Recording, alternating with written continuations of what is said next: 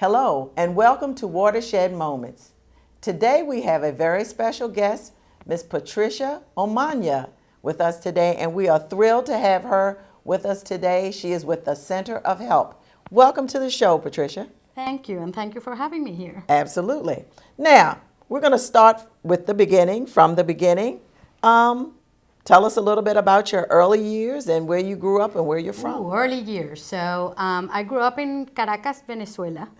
We moved to the United States in 1980, so now people are going to calculate my age.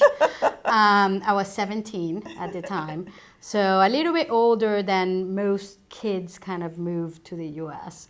So yeah, it was interesting, but at the times it was pretty rough as well. Okay. What brought your family to this country? Yes. Well, my dad had to leave Venezuela, and so he got a job in New York, and probably 10 months after he moved up, we joined him, and here we all are. And what was he doing in New York? He actually managed what is now the Telemundo TV station. Oh, wow. Back then, Telemundo and Univision did not exist. It was an independent Spanish language TV station, and that's what he did. Well, how exciting. Yeah. All right. Now, you were born in Venezuela. Your mom and your dad, grandparents, siblings? Everybody, yes. Everybody? Yes, we were all down there. On my mother's side of the family, we did have my grandmother that lived in Florida. Ironically enough, she and my grandfather, when my grandfather retired, decided to retire in Florida, being from Venezuela. So we don't know. They passed since, so we haven't been able to ask, like, what made you move to Florida? But that's what they did. Okay. So we would come and visit my grandmother probably every couple years or so. All right. And I'm sure she enjoyed her grandchildren being yes. around? Oh, yes. And that actually facilitated a lot of things for me when I see people moving to this country that don't know English. And to learn the language is tough. Mm-hmm. We were lucky, or I was lucky, because both my parents actually studied in American school. Oh, wow. So they spoke among themselves in English in the house. So we kind of will pick up some vocabulary and pronunciation and whatnot. And then those visits to my grandmother coming to the U.S., then we will practice. So when we moved here, I didn't have to start from scratch. We had vocabulary, we had pronunciation. I had a much stronger accent than what I do now, because I do have an accent. People tell me that. I don't know. I don't hear myself, I guess.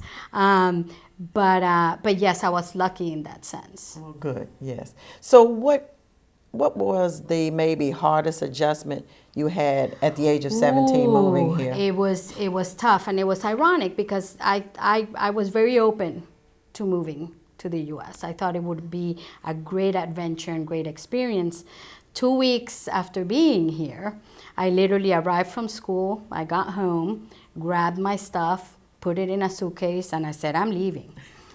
And my mom was like, where are you leaving? I'm going back. I just don't understand it here. I just don't. It was like I didn't quite fit in. Mm-hmm.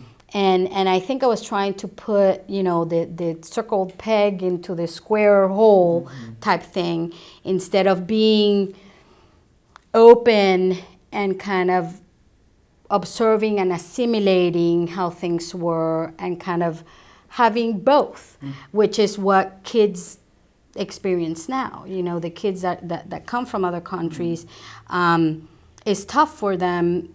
They're a bit younger than the ones that I know than what I was, but I think they're more open, and I'm not sure why. Mm. Now, how did you get over the hump? What made you turn and say, well, I'm gonna? My mom said, how are you gonna get to the airport? I said, I'll hitchhike. She's like, do you realize you live like at least an hour or so away from the airport? She said, I was like, I don't care. Of course, I had to sit down and go, my mother has a point. How am I gonna get to the airport? I don't have any money to call a cab, but how am I gonna hitchhike? So basically, I had to tough it out. I told myself, I actually asked myself what my goal was. What did I want my goal to be? disregarding everything else around me. Like, what do you want to do? And I knew I wanted to go to college. So that's what I focused on. I focused on my studies, and I focused on getting good grades and getting better in speaking and writing and reading English, and applying for colleges. So I did get a little bit involved in the school. I was the captain of the tennis team, so I played tennis. Yeah, I played tennis all my life, so I did do that. So I wasn't totally an outsider. So athletics oftentimes is a great equalizer. Yes, but I did that, and that was a little bit of my social. But I concentrated was on studying and my grades and to get into college. All right. And on to college, and where was that? Went on to college. I went to a college up near Albany, New York, called a town called Troy, New York. Teeny town, very cold and a lot of snow. Not good for a tropical person like me. But I went there to study journalism. I'm the only one that followed my dad's steps into media.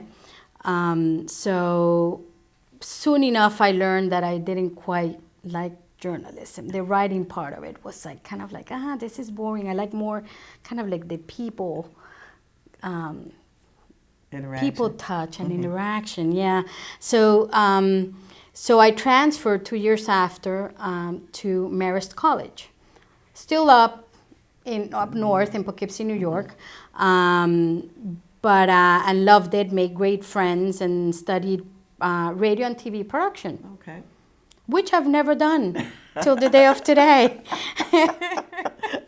But it was a great experience, obviously, and you learned a lot through both dual education. So that was good. So finished college, and then? Finished college, then the tough part, trying to find a job, right? So immediately my dad gave me pages of people that he knew and contact this one and that. And I was very hard-headed, and I said, I'm doing it my way, and I'm doing it alone. So I am not going to call any of the people that he knows. So, so basically found the first job on my own, and from there gathering experience and skills and everything else, and just you keep moving on. Now, what was your first job? It was in a very small firm that represented independent television stations. So they would sell the commercial time for them. So I was an administrative assistant, and that's how I started. Okay, and how did you enjoy that? I enjoyed it. I liked it. Pretty soon then from there, I went and worked for Univision. Okay. So, and there I kind of went up the ranks. And when I left, I was managing all the market research for the whole network nationally, yes. Wow. And by that time, Univision had grown? Yes, yes. Yeah. And your dad, was he? He was, at that time, I think he was in radio. Okay. All right. So you all didn't cross paths there? No, no. Sometimes at events and whatnot. Okay. My proudest moment was the day that I introduced my dad to someone, and they said, "Oh, you're Patricia's dad," because up to that moment it was, "You're Julio's daughter." It was, so that was like, I was like, yes, I made a name for myself. Yes, you did. You yes, know? you did. Now, after Univision, then what? After Univision, I moved to Florida, and I worked with an international cable station. Okay. Traveled a lot. From there, I got into radio, which I loved. It was the best. Radio is the best thing, I think. And came to Maryland, and I actually managed a radio station for 6 years. Oh, wow. Very stressful, but it was a lot of fun. All right. And which radio station was that? It was called Viva 900, 900 in the AM dial. Okay. And where are they located? Their offices, our offices at the time were in Laurel. Right now, they don't quite exist. They have the antenna and whatnot. My understanding is somebody is renting it out. Okay. Somebody's, has it rented out. So then from there? So from there, I got into nonprofit. I decided to get into nonprofit. What happened with the radio station, it really exposed me to the community. Because since it's so local, that's when I really I knew I wanted to work with my community, and I thought I was doing that. When I got into radio, here in Maryland, I realized that I was just hitting the surface. So this really got me into the nitty-gritty grassroots of the community. So we created, during the morning show, a lot of information.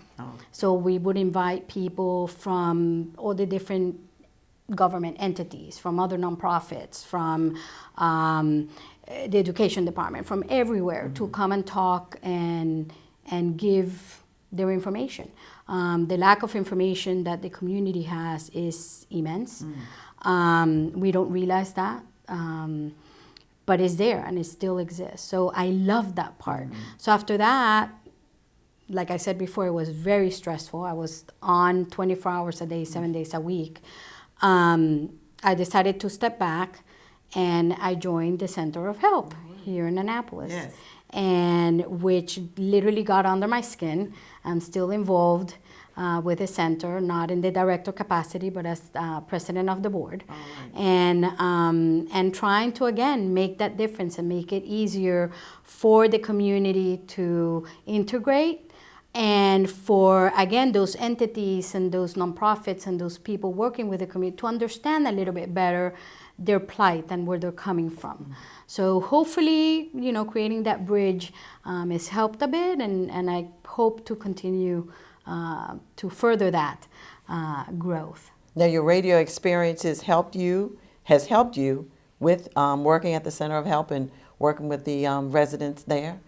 Yeah, I think it helped a lot, again, in realizing what that plight was, what the situations of the community were. Because we used to receive a lot of telephone calls to see how we could help. As the radio station, the DJs would receive all these calls. And so I learned a lot at that point what was needed, what were those situations, those humps on the road that people had. Now, what's been your feedback from the people in the community concerning what you're doing at the Center of Help, which is, of course, in Ward 3? Yes.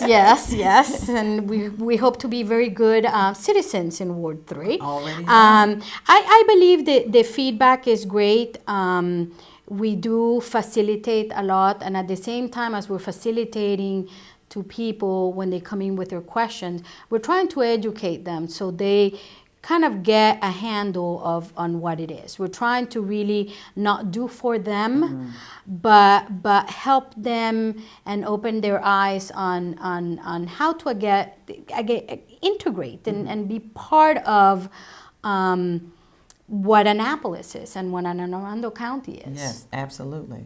Now, everyone in their lives has a watershed moment, a moment at which the light bulb goes off. Tell us a little bit about your watershed moment or moments. I think the bling in the light bulb in my head was that time at the radio station when actually it was prompted by CBS. CBS decided to flip one of their stations to Spanish. We were a 2,000 watt little itsy bitsy station in the AM dial. They were a 50,000 watt FM station.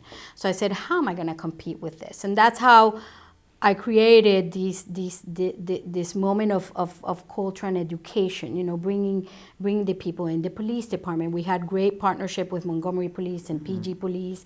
They will come in and talk about their initiatives. And again, creating that bridge, we will open the phone lines. People will call in and ask them questions.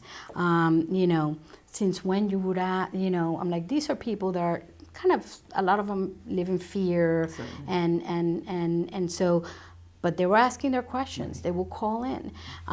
So I think that was one of the main ones that kind of rerouted my whole career to where I am now. Your mentors? I've had many. I think the first one, and everybody talks about this one, is Mom. I think my mom gave us and instilled in us a lot of, ethics and being dependent. most of all, be independent and be the best that we could be. She always would tell us, it doesn't matter what you do in life, just be the best at that. So that was a great one. And so I had a great boss when I was in Univision, which to this day we're friends now. But she was funny because I would walk in the office with a question. And I realized afterwards when I left Univision, she never answered one of my questions. And it was because I would ask a question and she would ask me a question, which made me figure out my question. So she really never point blank answer that question. She made me figure it out. So that was a great supervisor. Really great. Because now it's like, okay, let me find out. Let me, not that I don't ask questions, right. but let me find out. Let me do this. And I try to do the same thing with the kids at the center, especially. They come and they ask a question, you kind of ask another question back so they can start thinking and kind of weaving together the answers. Any do-overs? I don't think so, no. People get kind of in shock with that because a lot of people have regrets in life and whatnot, and I really don't. I believe I live my life and I did the best at that moment with information that I had, with the knowledge that I had. So there's no point in kind of going back. Future-wise, yes. So I have a list of things. Your bucket list. I have a list of things and would love to get in. My dream will be, and this will be, I think, a biggie later on in life.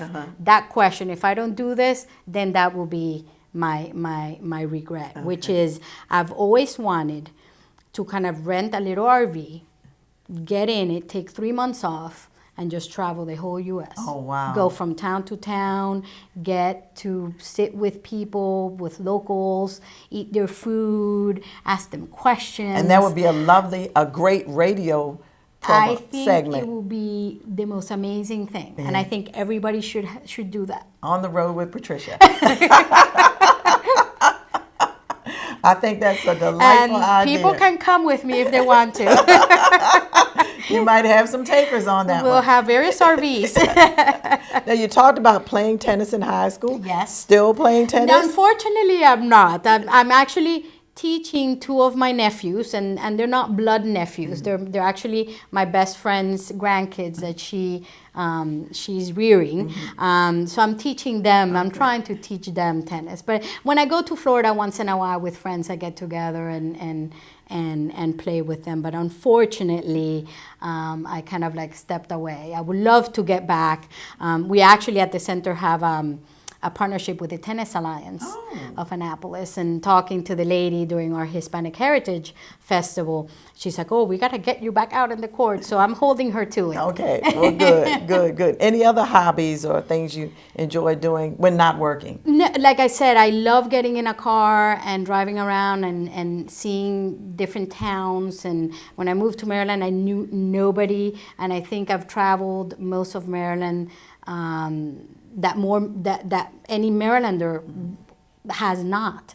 So I just love doing that. Right now I have a puppy, so my puppy comes along with me. I take her everywhere I go. So I'm waiting for restaurants and whatever to allow pets to come in. And just, again, trying to work it at the center and trying to do the best that we can. Yes. Now, at this time, we have about 4 minutes left in the program, and we're going to ask you to give a message to the Latino residents in our community, whether it's a message to the youth, to the community, what exactly the Center of Help does, and how they can access those services at this time. Okay, so I'll try to do it quickly bilingual. So well, you've got 4 minutes. 4 minutes. So the Center of Help, we basically help people. They come in, we help them with whatever issue they might have that day. We're going to let you do it in Spanish. Nosotros ayudamos a la gente con cualquier situación que tenga en ese momento, ese día.